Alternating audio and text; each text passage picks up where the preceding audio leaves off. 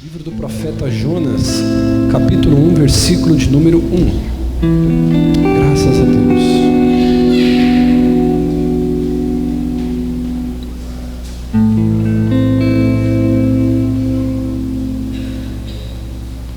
Oh, glória.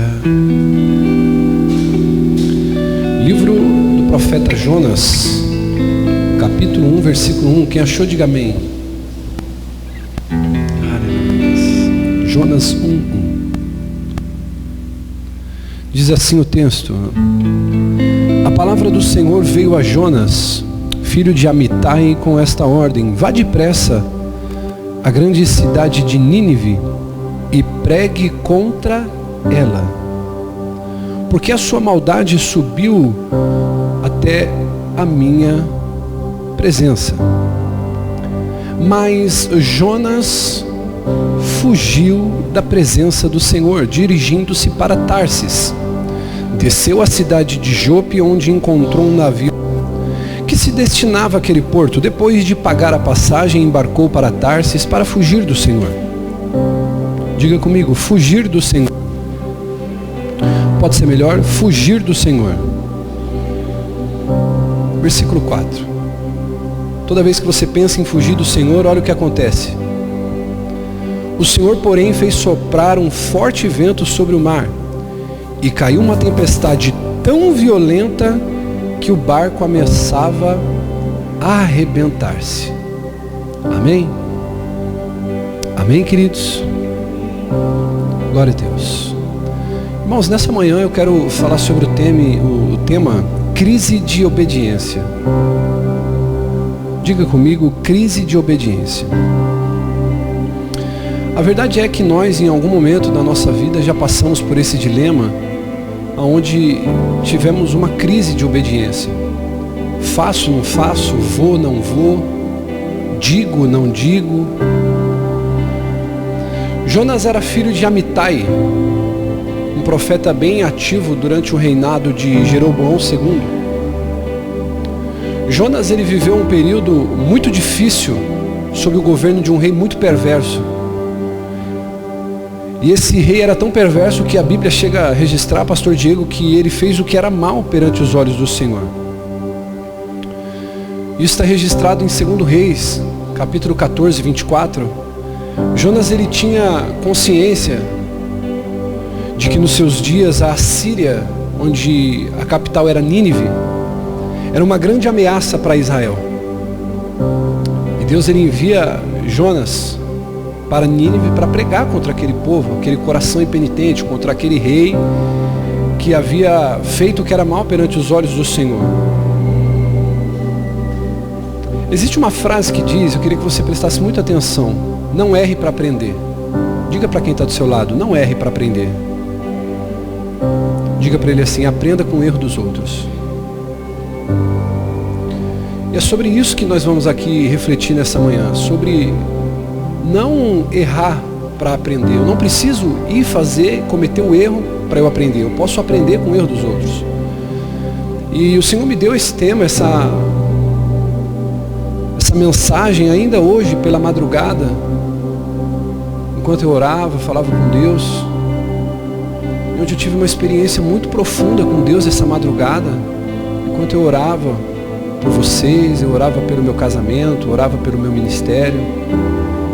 Eu já estava com a mensagem já há um tempo montada, mas o Senhor falou para mim: você vai falar o coração dos meus filhos sobre isso, sobre a crise de obediência. Olhe para mim e redobre atenção. Talvez você está aqui essa manhã e essa palavra ela vai ser muito precisa ao teu coração.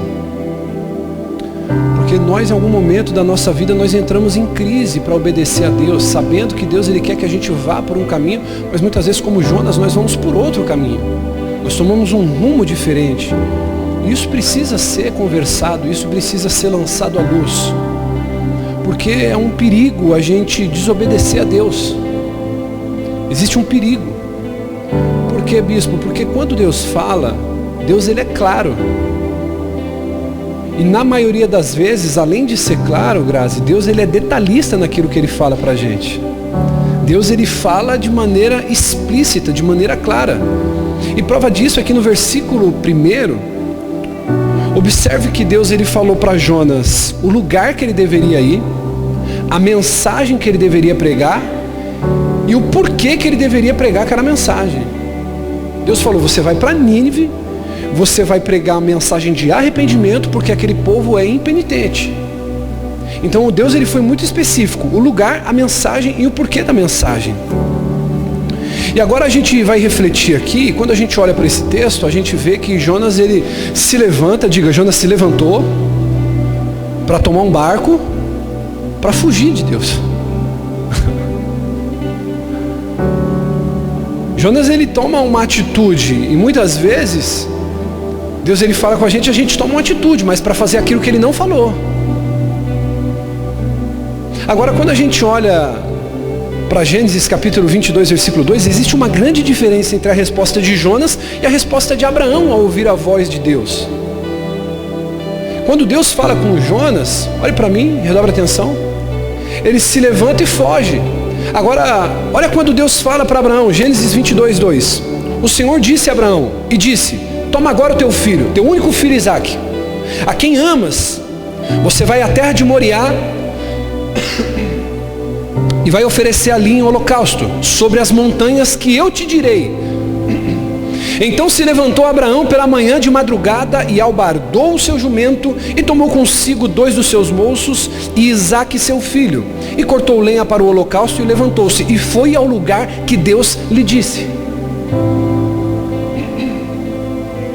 Preste atenção, quando Deus fala para Jonas: vai e pregue, Deus não havia exigido nenhum tipo de sacrifício de Jonas. Deus ele havia só dado um comando, falou: olha, faça isso. Ele se levantou para fazer outra coisa. E quantas vezes nós estamos tomando conta da nossa própria vida, fazendo o que a gente acha certo aos nossos olhos? Olhe para mim e redobre a atenção. Talvez você está aqui essa manhã e Deus te falou: meu filho, se levante, lute pela tua casa, lute pelo teu ministério, lute pelo teu casamento, lute pela tua igreja, lute pelo seu pastor, lute pelo seu irmão, lute por aquele amigo que está caído, lute por aquele amigo que está desanimado, lute por aquele familiar que você um dia, com raiva, bravo, disse que não mais oraria, não mais pregaria, não mais iria atrás porque ele ama o pecado. E Deus ele fala, e muitas vezes a gente desobedece. Deus ele dá uma palavra profética, ele usa alguém para falar com a gente e a gente se levanta para fazer diferente. Agora essa crise de obediência, ela se instala num coração que ele tem falta de uma característica que nós vamos refletir daqui a pouco para frente. Agora é interessante que a gente observa a diferença na vida de um homem. Toda vez que a gente fala de Jonas, a gente se lembra de alguém desobediente. Por mais que depois, dentro do ventre de um grande peixe, ele orou e obedeceu a Deus, e Deus restaurou. Jonas foi um profeta valioso, um profeta abençoado, mas a gente olha para Jonas com um olhar do quê? De receio, de alguém que foi desobediente. Agora quando a gente olha para Abraão, por ter obedecido fielmente a palavra que o Senhor deu a ele, a gente olha para a galeria dos heróis da fé e Abraão vem em primeiro lugar descrito como quem? O pai da fé, o pai dos que creram. Então eu preciso tomar cuidado, observe, porque desobedecer a Deus é uma coisa muito perigosa. Porque toda vez que eu desobedeço a Deus, eu estou andando fora da vontade de Deus. E a gente viu no versículo 3 que uma grande tempestade perseguiu a embarcação onde Jonas estava, porque ele estava fora da vontade de Deus. Ei, olhe para mim, essa manhã, deixa eu te fazer uma pergunta. Você está aqui hoje, e será que você não é o motivo de muitas tempestades dentro do seu lar? Será que você muitas vezes não é o motivo de muitas tempestades dentro do ministério que você faz parte? Será que você não é o motivo da tempestade financeira que assola a tua casa? Será que você não é o motivo da tempestade que assola o teu casamento, porque você está fora do propósito e da vontade de Deus? Ô bispo, por que Jonas ele sai da curva da vontade de Deus? Diga comigo assim: a desobediência é perigosa. Quando eu comecei a analisar esse texto, quando eu comecei a estudar e orar e falar com Deus, eu percebi que antes de ter uma crise de obediência, ele teve uma crise muito pior. A crise que Jonas ele teve foi uma crise de oração. E você vai perceber comigo, nós vamos discorrer agora sobre esse tema, que toda vez que nós somos falhos em orar, nós somos falhos em obedecer. toda vez que a minha vida de oração, toda vez que o meu devocional com Deus, toda vez que a minha vida de intimidade com Deus ela é fraca, a minha desobediência é forte. E se você quiser anotar, anote isso. Toda vez que a minha oração for fraca, a minha desobediência será forte. Diga para mim o teu nível de oração, eu direi para você o teu nível de obediência. Então, o que acontece quando eu não oro? O que acontece quando nós não oramos? A crise de Jonas, antes de qualquer coisa, foi uma crise espiritual, uma crise de oração. Agora, reflita comigo, por que a Bíblia insiste que a gente ore? Por que a Bíblia insiste em que você e que eu não dependa de homens? Em que a gente não dependa de subterfúgios humanos, mas que a gente ore. A Bíblia não diz que o véu foi rasgado? Ei, olhe para mim, você não precisa de uma super oração de um bispo, de um apóstolo, de um pastor, para você entrar no lugar santo.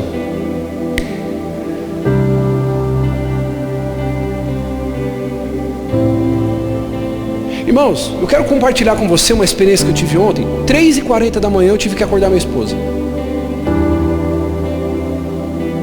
Eu estava orando e insistindo com Deus em oração, orando, falando para Deus da minha casa, da minha vida financeira, falando para Deus dos nossos desafios que a gente tem para essa igreja, orando pelos novos convertidos, orando pelos casamentos, orando pela liderança, orando pela minha esposa, pela minha filha, orando, falando Deus, irmãos, o Senhor me arrebatou em oração. Mas eu não estava inconsciente. Tenta entender onde eu quero chegar aqui. Eu quero compartilhar com você uma experiência que eu tive. Eu fui arrebatado nessa oração. E fazia tempo que eu não tinha essa experiência com o Senhor. Enquanto eu fui arrebatado, eu conseguia ver. A visão que eu tive era uma visão que eu nunca vi numa série de Netflix. Eu nunca vi num filme. Eu via como se eu estivesse num lugar muito gelado. Para que você consiga entender, eu não sei se eu vou conseguir passar de uma maneira clara para você essa visão que eu tive, mas eu via como se, onde os meus olhos conseguissem ver, era como se fosse sabe quando aqueles lagos eles congelam e fica cristalino, a água ela congela e você consegue andar sobre a água congelada? Quem já viu isso? Era parecido com isso, só que não era água e não era vidro, era como se fosse um cristal.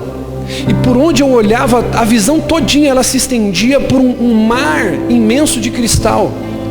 E eu caminhava em direção ao trono de Jesus Cristo.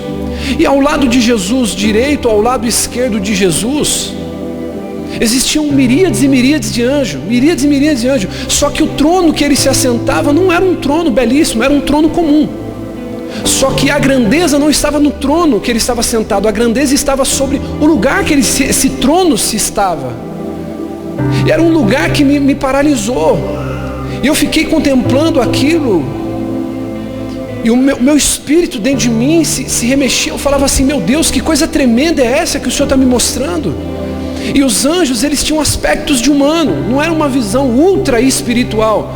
Eu via o Senhor, mas eu não via o seu rosto. Eu sabia que Cristo estava naquele trono, anjos e anjos e anjos estavam diante dele, os meus pecados estavam evidentes diante de mim. Eu não me lembrava mais das orações que eu estava fazendo.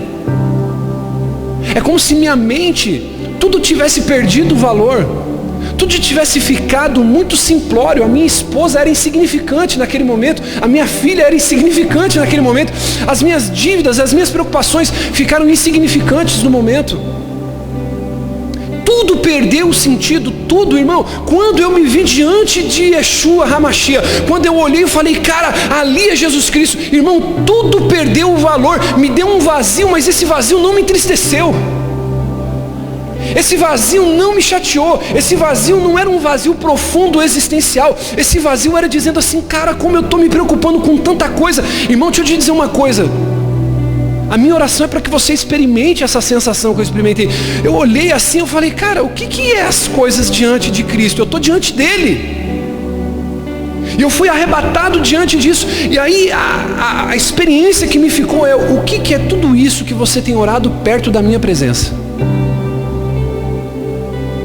Pare para pensar comigo agora, seja honesto com você mesmo. Imagine você hoje, pastor Diego, diante do trono. Você está diante de Jesus. Cara, o que você diria? O que você diria? Você ia falar, Deus, eu quero, Deus me dá? Posso dizer uma coisa para você? Não consegui. Eu literalmente senti na pele o que João disse quando viu Jesus. Lembra lá em Apocalipse? Eu só consegui cair deitado com a cara no chão e chorar diante da presença dele. Eu quero refletir com você, irmão, dentro dessa experiência que eu tive. Por que a Bíblia insiste que a gente deve orar?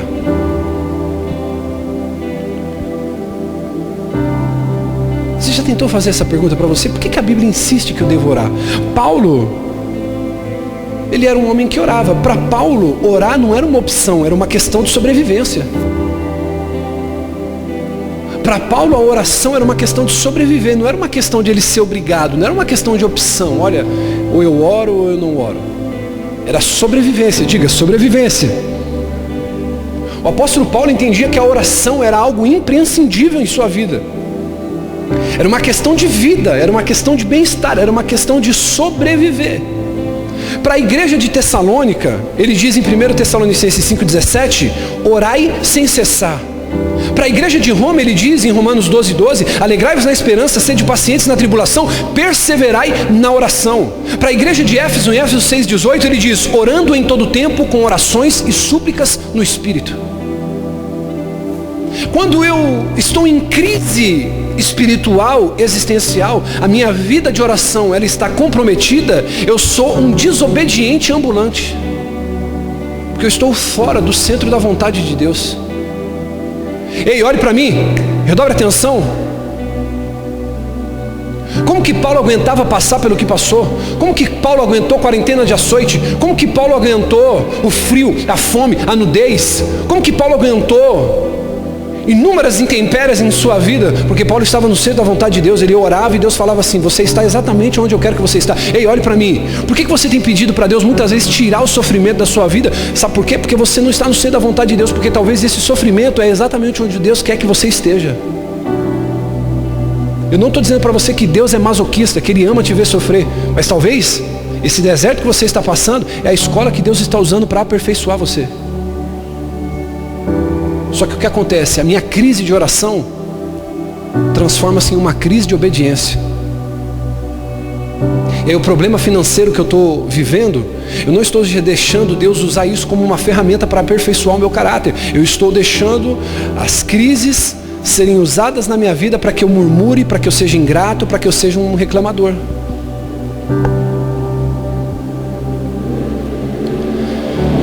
Paulo, ele tinha a oração como algo a respeito de sobrevivência. Jesus, ele tinha uma disciplina rígida de oração. Jesus, ele começa o seu ministério orando e jejuando, diaconisa Nath, durante 40 dias. Quando Jesus aparece em cena, é batizado por João Batista, uma pomba de maneira profética desce sobre ele, está ali o meu filho amado, ou seja, ali é o pontapé inicial, o ministério de Jesus começa a partir dali, ele vai para o monte, impelido pelo Espírito. Posso te falar uma coisa, sim ou não? Se o Espírito não te impele a orar, como que a gente muitas vezes quer dizer que o Espírito falou algo ao nosso coração? Nós falamos sobre isso aqui na quarta-feira, um coração enganoso. Quem estava aqui na quarta-feira, irmão? Tem pessoa que está com o coração tão enganado que o sentimento dela, a alma dela diz coisas para ela e ela diz assim, não, Deus está falando comigo. É nada. Está comendo muita pizza antes de dormir. Aí tem devaneio. Se o Espírito não te constrange a orar para você buscar o Senhor, como que esse mesmo Espírito vai poder falar coisas espirituais ao seu coração? Jesus, ele tinha uma disciplina rígida de oração. Ele jejuou durante 40 dias e 40 noites e teve fome. Mateus capítulo 4. Em Mateus capítulo 14, 23, diz que Jesus despediu a multidão e subiu um monte para orar sozinho, à parte. Eu preciso entender que quando existe crise de oração na minha vida, existe crise de obediência. O fato de não orar, diga comigo, o fato de não orar alimenta a minha desobediência. Porque foi mesmo Jesus quem disse, vigiai e... Por que ele diz isso? Porque o Espírito, na verdade, está pronto, mas a carne? A carne? Pode ser melhor a carne? Olha para quem está do teu lado e diga para ele assim, você entendeu porque você precisa orar?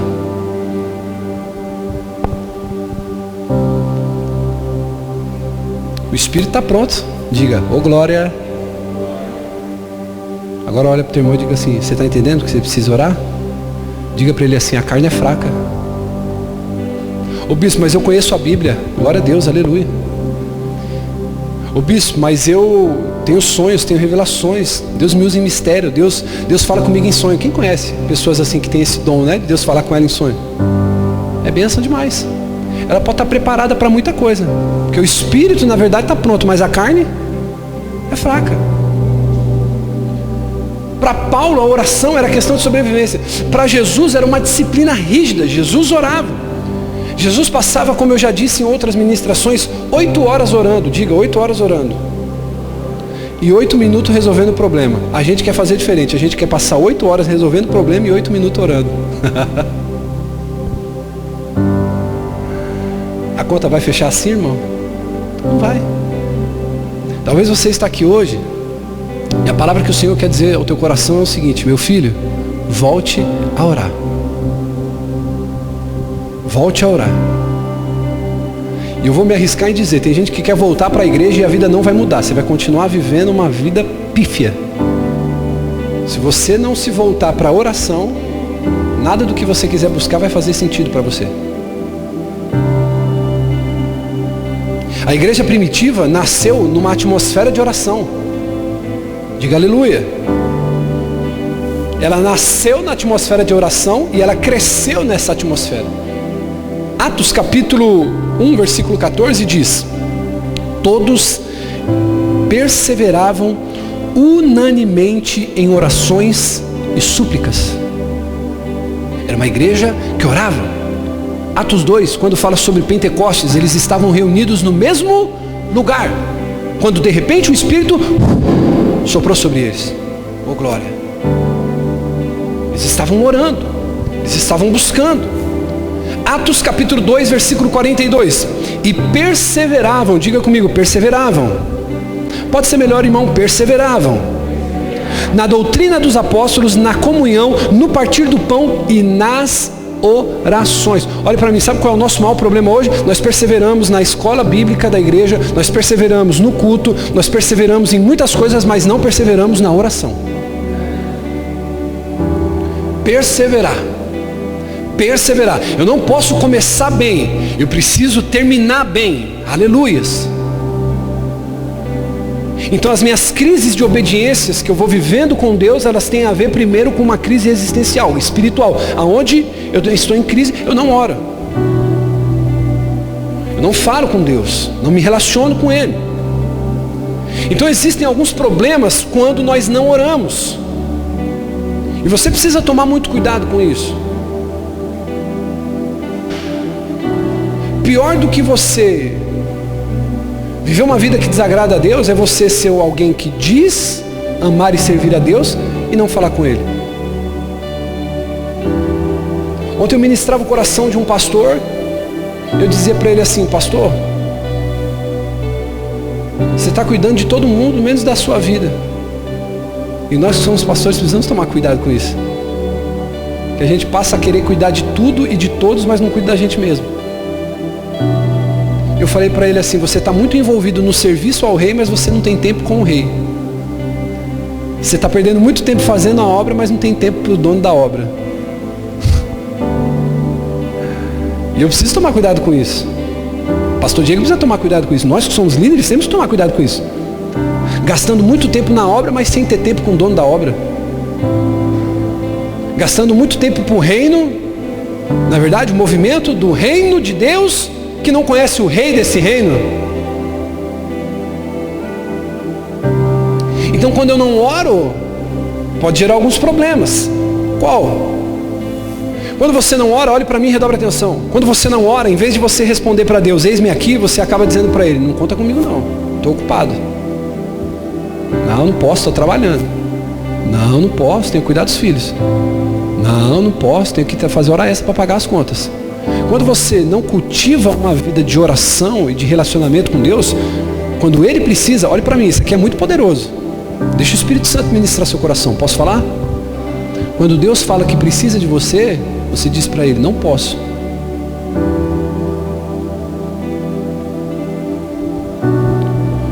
Quando você não ora, o Senhor diz que precisa de você e você tem uma desculpa. Sabe o que você faz? Você copia Jonas, você se levanta para fugir. Você não está entrando no barco, mas você está se escondendo atrás do trabalho. Está se escondendo atrás do casamento.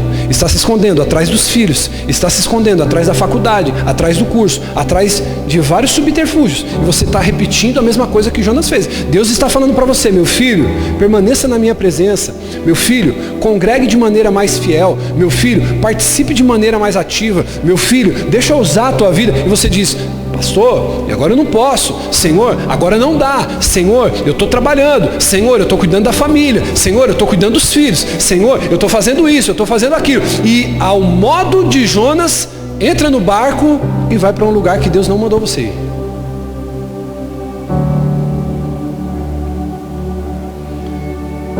Posso dizer para você e te provar que você está dizendo para Deus, não conte comigo? Quer que eu te prove? Toda vez que você não ora, você está dizendo para Deus, não conta comigo. Por quê? Porque eu não quero saber qual é a tua vontade. Ei, posso te dizer uma coisa, sim ou não? Quando você ora para falar com Deus, a fé não é para você conquistar. Se te ensinaram isso, desculpa estragar o seu prazer. A fé não é para conquistar. O Senhor não nos deu fé para conquistar. Deus nos deu fé para nos relacionar. Bispo, me prova isso. Te provo. Todas as coisas foram conquistadas na cruz. Eu não preciso de fé para conquistar alguma coisa. Eu preciso de fé para acreditar que um Deus santo e poderoso ainda ama um pecador como eu. E para isso eu preciso de fé. Ei, faz uma reflexão da sua vida agora. O tanto que Deus te ama e o tanto que você é infiel a Ele. Aí você vai entender para que serve a fé. Para entender que mesmo e apesar das nossas falhas, Ele ainda ama a vida da gente. Então quando eu não oro, eu estou dizendo para Deus o seguinte, Deus, não conta comigo não, eu não estou nem muito afim de saber o que o Senhor tem para mim. Eu quero continuar vivendo a vida que eu estou vivendo. Posso falar uma coisa para você? Enquanto você não decidir organizar a tua vida espiritual, voltar a falar com Deus, seu casamento, você pode tentar terapia, você pode tentar psicólogo, você pode tentar aconselhamento pastoral. Olhe para mim e redobre essa atenção. Seu casamento não vai mudar. A sua casa vai continuar o pé de guerra que continua. Não tem poder capaz de mudar a vida de alguém desobediente, porque o que acompanha o desobediente é só a tempestade. Bispo, a minha vida não muda, eu já tentei. Bispo, eu já orei, eu já fiz a campanha do milagre urgente, eu já fiz a campanha da chave da vitória, eu já fiz a campanha do Deus me livre e me guarde, me batize e me benza, e não deu certo. E não vai dar, porque você está igual Jonas. Deus está falando, ei, vai por esse caminho. Vai por esse caminho. E você está fazendo como Jonas. Quando eu não oro, eu estou dizendo para Deus, não conta comigo. Quando eu não oro, eu perco o senso de direção. Olha para mim. Você já se sentiu alguma vez perdido, sem saber para onde ir? Eu vou dizer para você qual é o problema disso. Quanto menos oração, menos direção você vai ter. O que aconteceu com Jonas? Ele pegou embarcação errada. E quantos de nós estamos entrando em embarcações erradas em nossa vida, Márcia? Porque a gente está sem direção. Olha o que diz, e descendo a Jope, achou um navio que ia para Tarsis. Mas calma aí, Deus falou, vai para Nínive. Ele pega uma embarcação para Tarsis. Sabe o que é interessante? Tarsis não era o lugar indicado pelo Senhor. Sabe o que a sua falta de oração revela? A sua insubmissão ao Deus que você diz crer. A falta de oração, ela revela a insubmissão à vontade de Deus. Porque muitas vezes, por um período de tempo, a vontade de Deus para a sua vida é a humilhação. Você precisa passar para a humilhação. Para Deus Ele colocar um controle na sua soberba, dentro do seu orgulho. Você precisa passar por esse caminho de humilhação. Só que a falta de oração, ela produz isso em nós. A gente começa a pegar embarcações erradas, e a gente quer ir por um caminho do divórcio, a gente quer ir pelo caminho da desistência. Às vezes a gente, pela falta de oração, quer ir pelo caminho mais fácil. Posso falar isso aqui? Quando eu deixo de orar, eu deixo de ser o agente de bênção para ser a causa do sofrimento daqueles que caminham comigo. Isso aqui é muito forte, irmão. Isso aqui não vai sair do teu coração. Isso aqui vai ficar igual uma tatuagem dentro do seu coração essa manhã. Em nome de Jesus.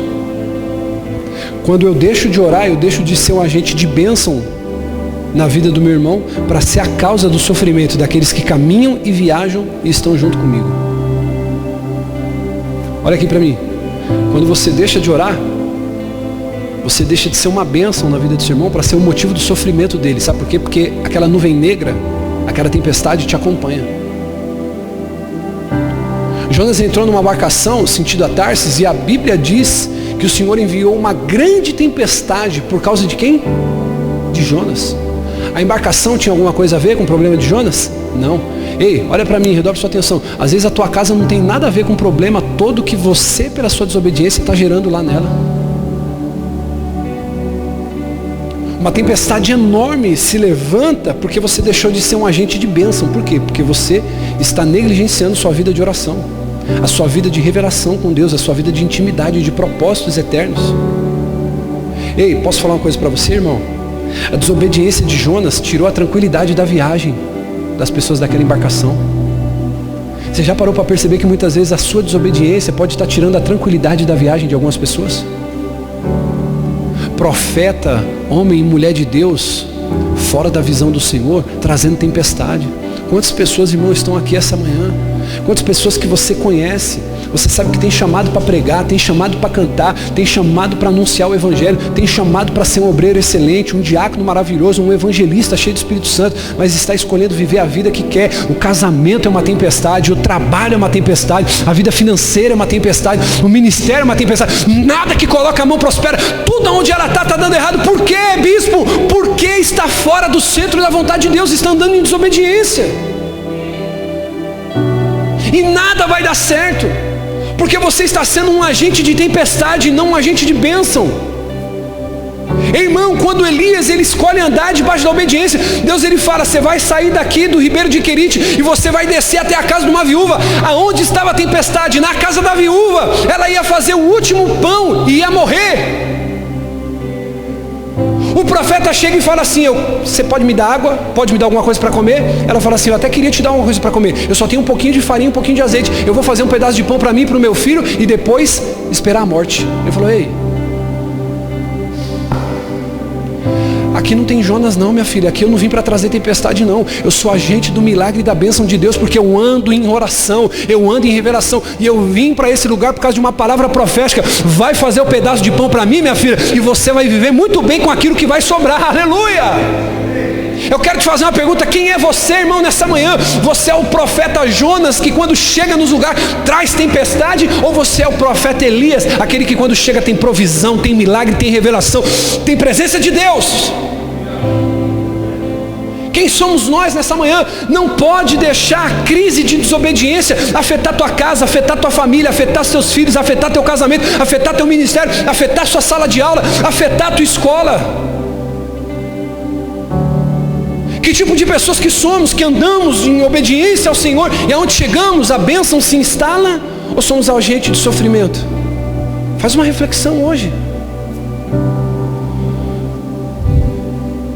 Ele tirou a tranquilidade da viagem e trouxe uma grande tempestade. E mais, ele produziu um grande prejuízo financeiro para aquela embarcação. Posso falar uma coisa para você? Pessoas que estão fora da obediência de Deus são pessoas que até prejuízo financeiro trazem para a gente. Me pergunte por quê, bispo? Porque quando a tempestade chegou, aqueles homens, pastor Diego, eles começaram a pensar: se a gente não começar a jogar fora as coisas que estão dentro do barco, a gente vai afundar. E quantos sacrifícios muitas vezes a tua família, a tua casa, a tua igreja tem feito por sua causa, e eles têm perdido. Mas o problema não está em eles sacrificarem, está em você obedecer, porque o Senhor diz: não quero sacrifício, melhor é obedecer do que sacrifício?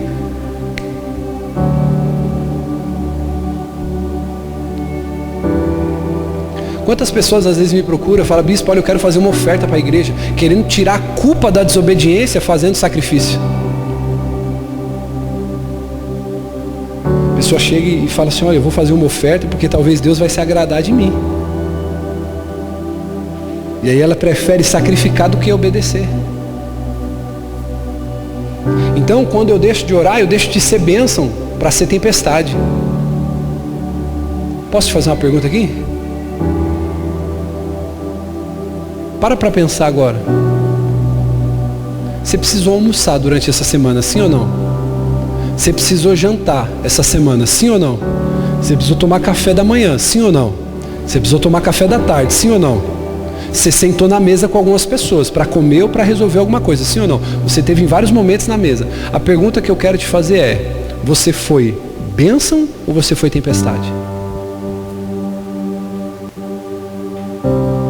Como tem sido as conversas que você tem tido nos momentos de comunhão? Bênção ou tempestade? Luiz, qual que é o problema da falta de oração? Além de tudo isso que eu te disse, existe um outro problema gravíssimo. Eu me torno indiferente, frio, insensível. Abre para mim aqui, filho, Jonas, capítulo 1, versículo 5. Olha o que a falta de oração produz em você. Olha o que a falta de oração produz em mim. Quando eu deixo de orar, diga comigo assim, bem alto e bem forte. Diga: quando eu deixo de orar. Não, isso aí é só para quem quer agradar o Senhor. Mas quem vai morar no céu vai dizer agora: quando eu deixo de orar, eu me torno indiferente, frio e insensível. Todos os marinheiros ficaram com medo e cada um clamava o seu próprio Deus. E atiraram as cargas ao mar para tornar leve o navio. Quantas pessoas que estão sacrificando perto de pessoas desobedientes, mas o navio não fica leve, continua pesado. Elas atiram as coisas para fora dizendo: não, a tempestade vai passar, o navio vai ficar mais leve, a gente não vai afundar. Mas não adianta, tem um teimoso desobediente querendo viver a vida que ele quer viver, não a vida que Deus quer que ele viva. Enquanto isso, Jonas, que tinha descido para o porão e se deitado, dormia. Quantos de vocês estão aqui essa manhã dormindo profundamente, insensível à sua família, insensível à sua esposa, insensível ao seu marido, porque não tem vida de oração e você está frio, você está indiferente, a tua família está afundando e você está lá no porão dormindo profundamente. Talvez você está aqui hoje confortável no banco da igreja, mas sem uma vida de oração com Deus. A tua mãe vai para o inferno, o teu pai vai para o inferno, os teus irmãos vão para o inferno, e você está dormindo confortavelmente na polpa desse navio. Por quê? Porque a oração não te deixa sensível. Como, bispo, ela pode me deixar sensível? Se você orar. Quantas pessoas que você ama não estão ouvindo da sua boca que Deus é bom, e Deus mandou você dizer que Ele é bom, Deus mandou você pregar, Deus mandou você convidar para o culto, Deus mandou você orar, Deus mandou, Deus falou, mas você está dormindo no fundo desse navio, porque você não ora, porque você é egoísta, porque você quer os prazeres, as coisas desse mundo, e você está se tornando indiferente ao sofrimento. Você está se tornando frio em relação ao que os outros estão sofrendo. Você está ficando insensível. Olhe para mim. Jesus estava dormindo em um barco como Jonas. A tempestade veio. O que os discípulos fizeram? Foram chamar Jesus para acalmar a tempestade. Sim ou não? Agora observe, querido, quando Jonas está dormindo no fundo do barco, ele era o motivo da tempestade. Agora olhe para mim, sabe o que me impressiona mais? É que como alguém consegue dormir no meio da tempestade? Posso dizer para você, a coisa mais triste na vida de um ser humano é quando ele ignora o que está acontecendo dentro da casa dele. Grazi, o cara está vendo o casamento dele acabar. ele está vendo que a esposa já está distante dele, eles já estão separados, eles já estão divorciados, e às vezes quer ir na internet, no Facebook, para defender a família tradicional. Ele já vive separado dentro de casa. O sexo é só prazer, não é mais intimidade. É terrível quando uma pessoa ignora o que está acontecendo na sua família. Ei, olhe para mim, não deixe nada tomar sua atenção agora.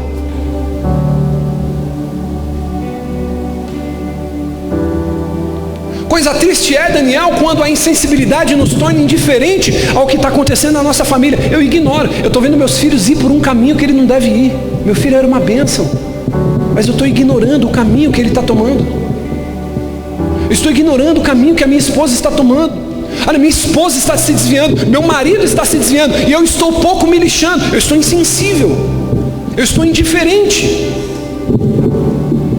É triste quando você mora num bairro onde você vê que a sua rua só tem funkeiro, só tem narguileiro, só tem bagunceiro, e você já está indiferente. Você tem asco, você tem abuso, você não tem compaixão. Porque eu estou indiferente. Eu me mudei recentemente. Eu estava olhando para aquele povo lá, irmão, pensa que é uma bênção o lugar onde eu estou morando agora, mas é muita criança, é um povo que fuma, que bebe, eu fiquei falando assim, eu falei, meu Deus, eu precisava de paz. Ele falou assim, não, você quer paz, mas eu estou te colocando no meio desse negócio aqui, porque eu preciso que você faça a minha vontade. Você não vai pegar abuso de ninguém, você vai amar, e esse povo vai se converter através da tua vida. É um problema quando eu estou insensível aos vizinhos. Ei, sabe qual é a coisa mais triste? É a indiferença que você tem dentro da sua empresa. Você tem ódio do seu patrão, e o seu patrão precisa de alguém que ore por ele. Seu patrão precisa de alguém que acalme a tempestade na vida dele. Seu patrão precisa de alguém que seja José na vida dele, igual José foi no Egito. Só que você está indiferente à sua empresa.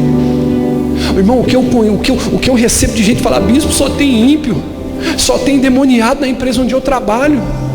A pessoa tem abuso, a pessoa tem indiferente, ela é fria, ela não entende que fala assim, cara, Deus me colocou aqui para ser luz nesse lugar. Ela é indiferente o que acontece na escola, ela é indiferente o que acontece na igreja, e ela diz assim, ó,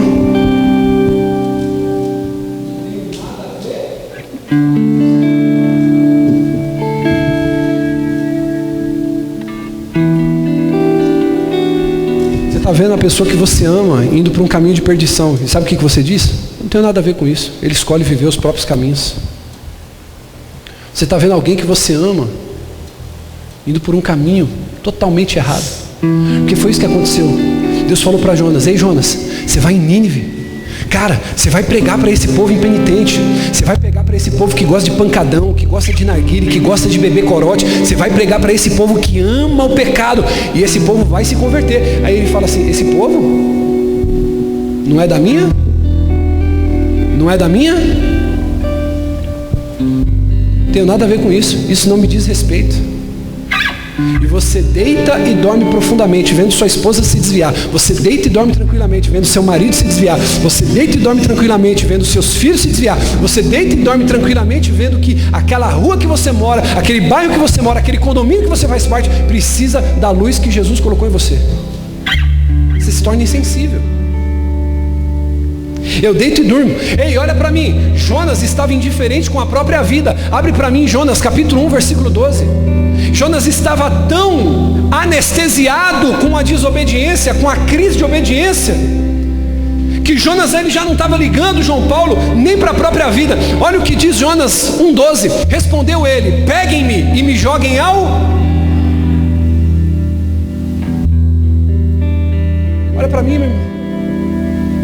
A crise de obediência era tão grande, diaconisa Nath, na vida daquele homem, que ele falou assim, ei, pode me jogar no mar. Ele não ligou nem para a própria vida, ele estava indiferente com a própria vida. Posso dizer uma coisa para você, irmão? Sim ou não? Só que vai machucar um pouquinho, eu preciso que você me permita. Só quem permite eu falar isso aqui, levante a mão e diga, fala, bispo. Não tem nada mais triste para um cristão do que ser repreendido por alguém do mundo. Não tem mais nada triste, Bianca, Pamela, pastor Diego, não tem nada mais triste para um cristão ser repreendido por alguém do mundo.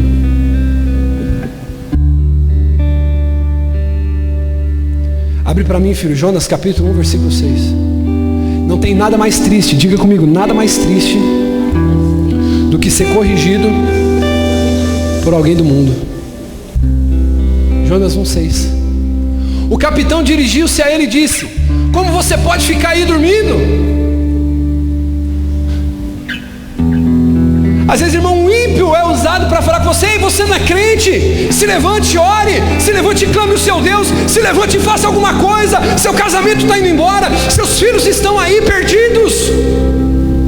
Meu Deus, a coisa mais triste na nossa vida é ser chamado a atenção por um ímpio. O capitão olha e diz assim: ó, você está dizendo que serve o Deus vivo e você está aí dormindo.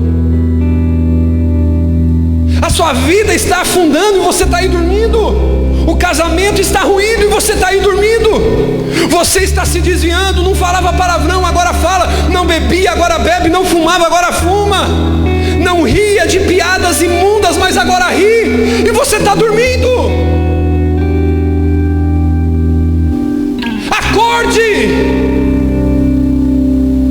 Acorde do seu sono profundo. Desperta, tu que dorme. Não seja indiferente com a tua vida. A tua vida é preciosa para Deus, meu irmão. Acorde desse sono profundo. Levante desse coma. Ainda existe solução para o teu casamento. Ainda existe solução para a tua casa. Ainda existe solução para a tua família. Deus é salvador de todos os homens. E Ele é o salvador daqueles que invocam o teu nome. Se coloque de pé.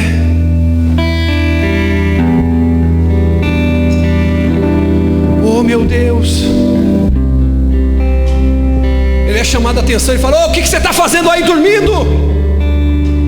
Talvez o que eu estou pregando para você nessa manhã, irmão, está machucando você, está ferindo você.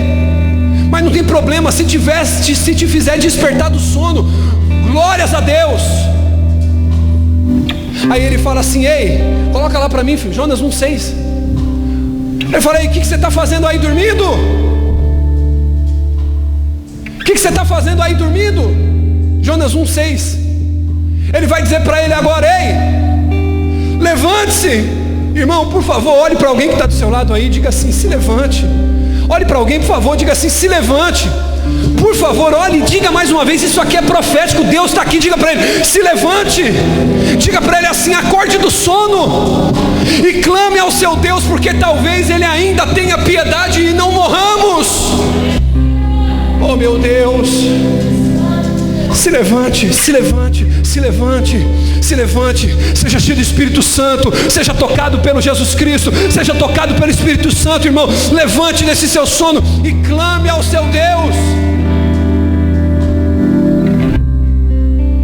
Quando eu não oro, a minha vida se torna uma contradição, uma incoerência. Quando olharam para Jonas e perguntaram para ele: ei, você é da onde? Ele diz assim: sabe o que, diaconisa Kathleen? Eu temo ao Senhor e sirvo Deus vivo. Mas não era isso que as atitudes dele estavam demonstrando. Ei, quantas pessoas que você conhece que dizem: eu sou evangélico, eu sou católico, eu sou batizado, eu era da igreja adventista, eu era da igreja presbiteriana, eu era da Assembleia de Deus, isso aqui, e não quer dizer nada, porque ele diz com a boca uma coisa, mas atitudes são outras. A ausência de oração, sabe o que ela faz? Ela faz você dizer uma coisa e viver outra. Quando eu deixo de orar, Israel, eu sou um cara bom de discurso, mas ruim de prática. Você conhece alguém que fala muito bem aquilo que faz muito mal?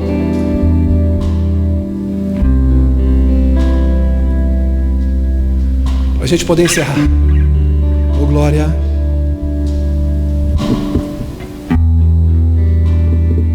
E orou Jonas ao Senhor. Diga: Jonas orou ao Senhor. De dentro das entranhas do peixe. Jonas orou quando a única saída era orar. Jonas capítulo 2, versículo 1. Jonas orou das entranhas do peixe. Jonas capítulo 2, versículo 2. Na minha angústia clamei o Senhor. Jonas 2, versículo 7. Quando eu desfalecia na minha alma, me lembrei do Senhor